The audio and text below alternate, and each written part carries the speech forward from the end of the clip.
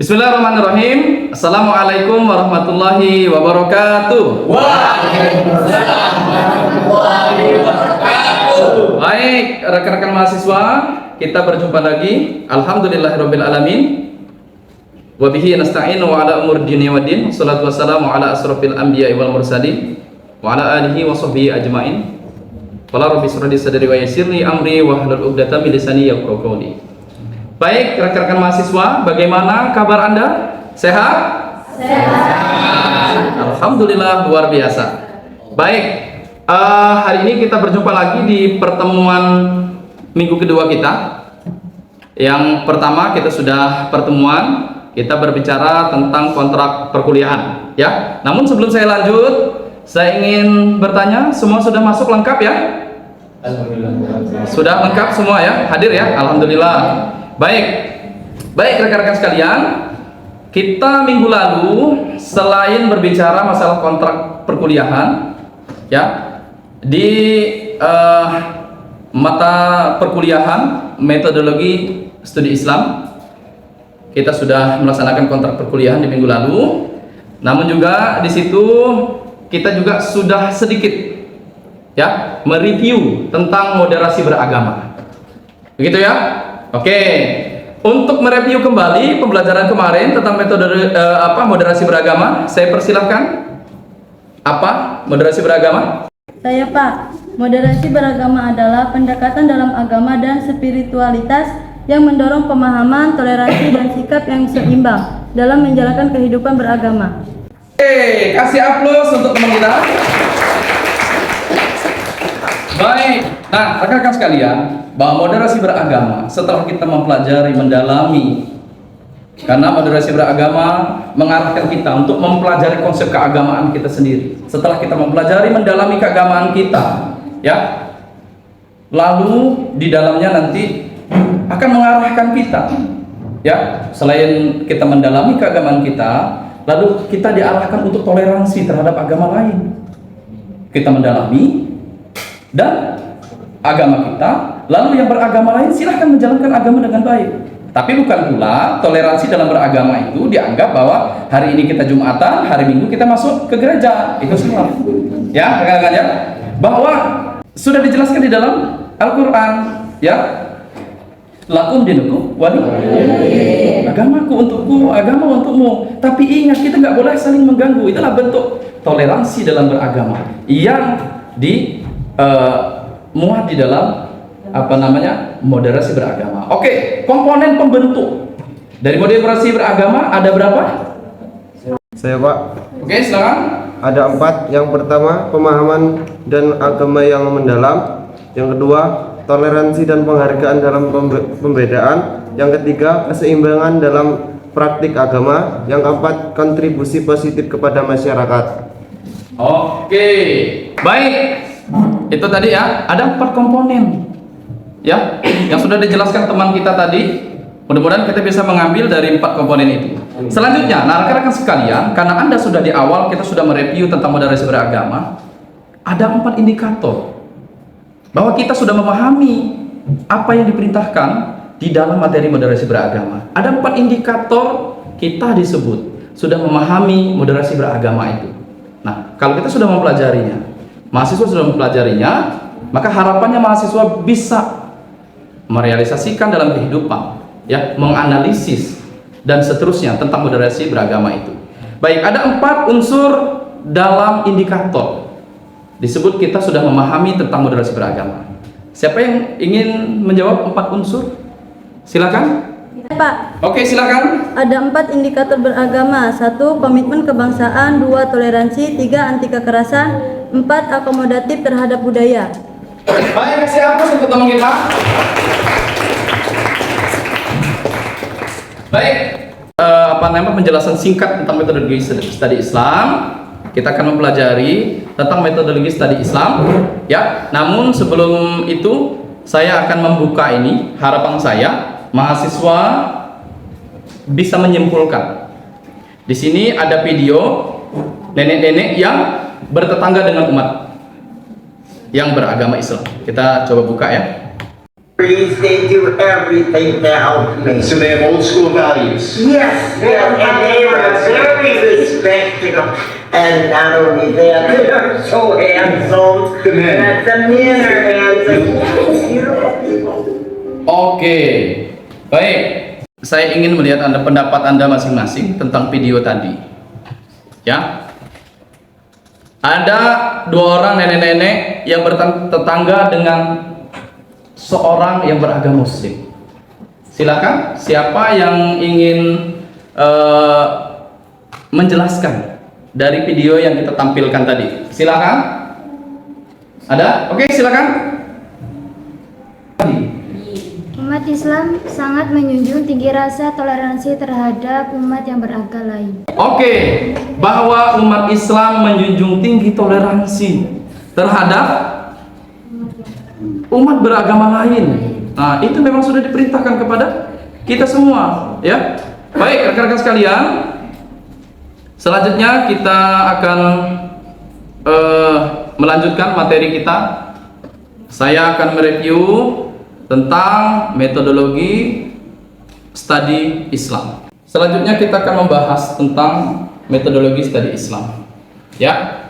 Nah, di awal saya sudah menyampaikan dari moderasi beragama, kita masuk kepada metodologi studi Islam. Nah, di dalam materi metodologi studi Islam ini diharapkan agar mahasiswa itu lebih mudah memahami Islam secara komprehensif, cepat dan tepat. Ini tujuan dari metodologi studi Islam, yang harapannya nanti memudahkan untuk kita untuk mengkaji dan mempelajari Islam itu secara komprehensif atau secara menyeluruh. Baik, di sini untuk di awal saya akan menjelaskan tentang Islam untuk memudahkan kita bahwa kaji di Islam itu kita akan kategorikan menjadi 3. Yang pertama adalah Islam sebagai sumber ajaran Al-Quran dan Sunnah. Islam sebagai sumber ajaran. Dari mana ajarannya? Dari Al-Quran dan As-Sunnah. Itu ya. Diingat-ingat bahwa kategori dari 3 kategori, saya ingin mengkategorikan dari 3, ya, bahwa yang pertama adalah Islam sebagai sumber ajaran. Kenapa Islam disebut dengan sumber ajaran? Dari mana sumber ajaran Islam itu? Yaitu dari Al-Quran dan As-Sunnah. Gitu ya. Oke, selanjutnya sebagai hasil pemahaman terhadap sumber ajaran Islam sendiri. Islam adalah sebagai hasil pemahaman terhadap sumber ajaran Islam sendiri. Karena di dalam Islam, ya, banyak sumber-sumber ajaran Islam. Kita sudah mengadopsi ajaran-ajaran Islam karena di dalam Islam itu sendiri ada di dalamnya ada fikih, ada tasawuf, ya, ada akhlak, lalu ada filsafat dan seterusnya, ya, ada akhlak, ada tasawuf dan ada filsafat dan seterusnya. Baik, selanjutnya rekan-rekan sekalian, kita akan membahas tentang pengertian metodologi studi Islam. Tadi kita sudah membahas Islam kita jadikan menjadi 3 kategori. Berbicara masalah metodologi, ya, metodologi dilihat dari etimologi bahasanya itu berasal dari 2 suku kata, yaitu metode dan logos.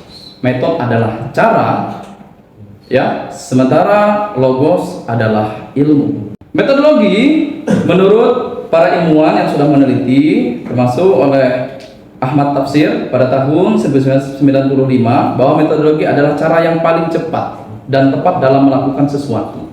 Jadi begini Mas, Mbak, rekan-rekan mahasiswa, bahwa kalau Anda menginginkan sesuatu, itu ada metodenya, ada caranya.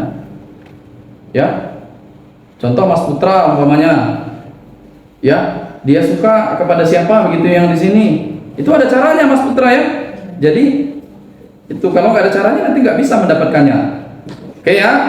Oke, selanjutnya ada Abraham Kaptan, yaitu di tahun 2000, bahwa pendapat beliau, hasil beliau meneliti metodologi adalah pengkajian dengan penggambaran deskripsi, lalu penjelasan yaitu eksplanasi, dan pembenaran justifikasi. Itu ya. Jadi penggambaran bahwa metodologi adalah pengkajian dan penggambaran. Jadi metodologi itu adalah pengkajian, pembelajaran, suatu hal yang dikaji, yang dipelajari dengan penggambaran, dengan deskripsi. Jadi kalau kita mempelajari Islam, artinya dengan apa? Dengan penggambaran, dengan deskripsi. Itu ya? Oke, tepuk tunggal. Ulangi, tepuk tunggal, tepuk ganda, tepuk trio. Oke. Halo. Hai. Oke, satu itu ya. Bahwa kita mempelajari Islam nanti dengan metodologi ini akan digambarkan Islam itu. Selanjutnya penjelasan, ya, eksplanasi. Bahwa dengan metodologi ini Islam dijelaskan itu dengan berbagai macam sumber penjelasan yang akan menjelaskan Islam itu. Selanjutnya yaitu pembenaran, yaitu justifikasi. Benar nggak Islam? Benar nggak kata Al-Quran? Dalam kehidupan kita sehari-hari kita bisa lihat. Benar nggak Islam itu dari akhlaknya? Benar nggak Islam itu dari cara ibadahnya? Dan seterusnya, gitu ya. Oke, selanjutnya unsur-unsur metodologi menurut Abraham Kaftan. Yang pertama adalah pengkajian atau studi. Berarti Islam itu dikaji, ya, studi, dipelajari. Selanjutnya ada penggambaran atau deskripsi. Jadi Islam itu dideskripsikan, digambarkan. Ya. Selanjutnya penjelasan atau eksplanasi. Jadi Islam itu dijelaskan dengan berbagai macam literatur yang ada, baik secara penjelasannya, baik secara buku-buku kajiannya, dari Al-Qur'annya, dari hadisnya, dari antropologinya, sosiologisnya, ya, psikologis dan seterusnya. Ya. Selanjutnya yang keempat adalah pembenaran, yaitu justifikasi. Benar gak sih Islam itu? Ya, benar enggak gitu Islam itu? Dibenarkan enggak kalau kita itu Islam itu melakukan ritualnya, dari akhlaknya, dari sikapnya, model berpikirnya, gaya berpikirnya, dan seterusnya. Baik, selanjutnya kita membahas, tadi kita sudah membahas metodologi. Selanjutnya kita membahas tentang Islam. Islam dari bahasa Arab, ya, yaitu salima atau aslama. Salima artinya selamat atau tunduk dan berserah. Aslama juga kepatuhan atau ketundukan dan berserah diri. Itu ya. Artinya bagi seseorang yang berserah diri kepada Allah sesuai dengan landasan Al-Quran dan hadis sesuai yang diperintahkan oleh agama Islam, kita sebut apa? Muslim. Itu ya. Baik, selanjutnya artinya apa? Agama Islam adalah agama samawi yang disampaikan melalui para rasul Allah. Yang paling utama adalah khususnya Rasulullah Muhammad SAW untuk menjadi pedoman hidup manusia. Itu ya. Selanjutnya, nah, di Eropa sendiri berbicara masalah metodologi studi Islam, Islam itu dikaji yang disebut dengan Islamic Studies, ya. Di Eropa sana, Islamic Studies adalah usaha mendasar dan sistematis untuk mengetahui dan memahami serta membahas secara mendalam seluk-beluk yang berhubungan dengan Islam, baik ajaran-ajarannya, sejarahnya, maupun praktik-praktik pelaksanaan nyata dalam kehidupan sehari-hari sepanjang sejarah Islam itu, dari awal Islam sampai masa kini. Nah, itu kalau di Eropa, bagian Eropa, Islamic Studies disebutnya. Itu ya. Baik, selanjutnya bahwa metode studi Islam adalah prosedur yang ditempuh secara ilmiah, cepat dan tepat dalam mempelajari Islam secara luas dalam berbagai aspek. Ya, baik dari segi sumber ajaran, pemahaman terhadap sumber ajaran maupun sejarahnya. Kesimpulan dalam materi kita, metodologi studi Islam adalah cara atau proses yang digunakan untuk memudahkan dalam pengkajian Islam. Baik, rekan-rekan sekalian. Lalu pertanyaannya, saya kasih pertanyaan kepada rekan-rekan sekalian setelah kita mempelajari tentang metodologi studi Islam. Lalu apa manfaat mempelajari metodologi studi Islam itu? Baik, Saya persilakan kepada rekan-rekan sekalian, ada yang bisa mendeskripsikan apa manfaat dari mempelajari metodologi studi Islam? Silakan. Yang bisa menjawab? Oke, silakan. Saya, Pak. Silakan. Manfaat mempelajari ilmu Islam terbukanya hati dan pikiran sehingga bisa memahami Islam secara mendalam. Oke, kasih aplaus.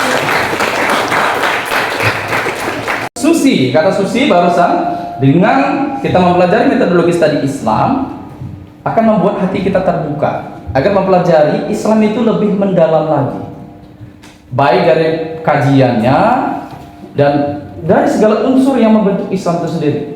Karena paling tidak tadi ada 3 kategori di depan tadi, gitu ya rekan-rekan. Baik, selanjutnya ada lagi, siapa lagi yang ingin mendeskripsikan setelah kita mempelajari apa manfaat untuk kita mempelajari tentang metodologi studi Islam? Tepuk tangan. Oke, silakan. Oke, silakan. Manfaatnya adalah untuk mempelajari Islam secara komprehensif, cepat, dan tepat. Udah. Oke, kasih aplaus. Baik. Kata teman kita tadi, manfaatnya adalah untuk mempelajari Islam secara komprehensif. Apa itu komprehensif? Secara menyeluruh. Kita mempelajari Islam secara menyeluruh, cepat dan tepat. Nah, ini adalah mendukung juga dari dari moderasi beragama. Kita disuruh mempelajari itu secara komprehensif agar selanjutnya apa? Kita bisa toleransi, kita memahami ajaran agama kita. Karena saat ini sering disebut Islam teroris, Islam intoleran, ya, intoleran dan seterusnya. Jadi dengan kita mempelajari Islam secara komprehensif, ini akan membawa kita agar kita memahami agama kita secara baik dan benar. Sehingganya kalau kita sudah memahami agama kita dengan baik dan benar, nanti akan timbul rasa toleransi, ya, meningkatkan rasa kebangsaan dan seterusnya sesuai dengan komponen dari moderasi beragama. Manfaat mempelajari metodologi studi Islam adalah untuk mengetahui hasil di dunia dan di akhirat. Maksudnya apa itu, Pak? Ya, setelah kita mempelajari Islam secara komprehensif mendalam, mempelajari Islam dengan sesungguhnya, ya, dengan ajaran-ajaran yang sesuai dengan tuntunan Islam itu sendiri, akhirnya untuk mengetahui agar kita itu bisa jalan hidup lurus ke depan, bisa bahagia dunia sampai akhirat, ini yang dimaksud. Lalu yang kedua, selanjutnya, Islam itu dipahami dari berbagai macam sudut, ya. Islam itu baik dari mananya? Dari akhlaknya. Islam itu baik dari mananya? Dari ceritanya. Islam itu baik dari apanya? Dari perintah, ajaran Al-Quran dan hadis dan seterusnya, gitu ya. Dari sudut mana itu bisa? Dari antropologisnya, sosiologisnya, dari sejarahnya dan seterusnya. Selanjutnya, yang ketiga, menumbuhkan rasa toleransi karena kita memahami metode dalam mempelajari Islam itu dengan metodologi Islam. Ini menguatkan kembali moderasi beragama yang kita sudah pelajari minggu lalu, bahwa dengan mempelajari metode studi Islam kita lebih diarahkan agar kita toleransi, ya. Di awal kita sudah sampaikan tadi ada lakum dinukum waliyadin. Agamamu untuk agamamu, agamaku untuk agamamu, ya. Kita jaga, tidak ada perpecahan, tidak ada kekerasan, ya. Komitmen berkebangsaannya kuat, toleransinya bagus, tidak ada kekerasan di dalamnya. Satu lagi, apa komponen tadi, indikatornya adalah menghargai baik agama atau budaya orang lain sesuai dengan amanat dari moderasi beragama yang diperintahkan, yang diinstruksikan oleh Kementerian Agama. Mudah-mudahan dengan mempelajari moderasi beragama minggu lalu dan kita mempelajari tentang metodologi studi Islam, menguatkan kita, ya, untuk meningkatkan pemahaman agama kita ke depan baik, ya, sesuai dengan kesimpulan 3 tadi. Selanjutnya agar mengarahkan kita pada kebaikan sesuai dengan instruksi agama terutama, lalu juga sesuai dengan instruksi yang diinstruksikan oleh moderasi beragama dalam materi-materi moderasi beragama. Sekian rekan-rekan sekalian, mohon maaf dalam segala kesalahan, ya. Tentu saya sudah banyak berbicara, pasti banyak kesalahan, ya. Nanti Setelah ini saya akan berikan tugas-tugas, ya. Namun nanti tugas-tugas itu akan saya kirim di chat grup dengan semua. Ada grup WhatsApp ataupun grup Facebook ya. Nanti akan saya kirimkan tugas-tugasnya. Apakah adalah proyek grup, ya, atau menganalisis dan seterusnya. Terima kasih. Saya akhiri. Wallahul muwaffiq ila aqwamit thoriq. Assalamualaikum warahmatullahi wabarakatuh. Waalaikumsalam warahmatullahi wabarakatuh. Kasih aplaus untuk kita semua.